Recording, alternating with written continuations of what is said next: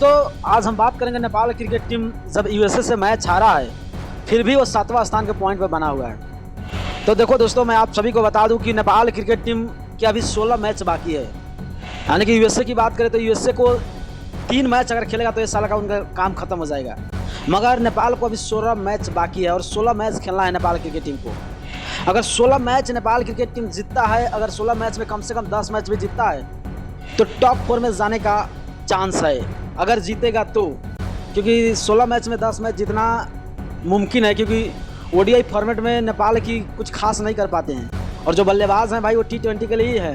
यानी कि T20 में बहुत अच्छा प्रदर्शन कर सकते हैं और जो ओडीआई फॉर्मेट है उसमें थोड़ा बहुत उनको संघर्ष करना पड़ता है। यानी कि जो नेपाली क्रिकेटर हैं, जो नेपाली खिलाड़ी हैं, वो बहुत ज़्यादा संघर्ष करते हैं। मैं इसीलिए बोलना चाहता हूँ कि दोस्तों, अगर नेपाल क्रिकेट टीम को अच्छा प्रदर्शन करना है और अच्छा तरह से खेलना है और अच्छा पोजीशन पर रहना है तो 16 मैच में कम से कम 10-11 मैच जीतना होगा। अगर नेपाल जीतता है तो भाई world cup, ODI world cup 2027 का कंफर्म होगा कि खेलेगा ही खेलेगा। मगर मैं आपको बता दूं, नेपाल क्रिकेट टीम की अभी 1 मैच खत्म हुआ है यूएसए से, उसके बाद यूएई से है, यूएई से 2 मैच है और यूएसए से 1 मैच है। अगर नेपाल क्रिकेट टीम 3 में 3 मैच जीतता तो है भी, उनका पोजीशन वही रहेगा, क्योंकि उसमें कोई बढ़ावटी और घटावटी होने वाला नहीं है। तो आप लोग क्या सोचते हैं कि कितना मैच जीतेगा 3 मैच में? आप लोग अपना राय जरूर कमेंट करिए और वीडियो को शेयर करते हुए चैनल को जरूर सब्सक्राइब कीजिए। थैंक्स फॉर वॉचिंग, देखने के लिए धन्यवाद।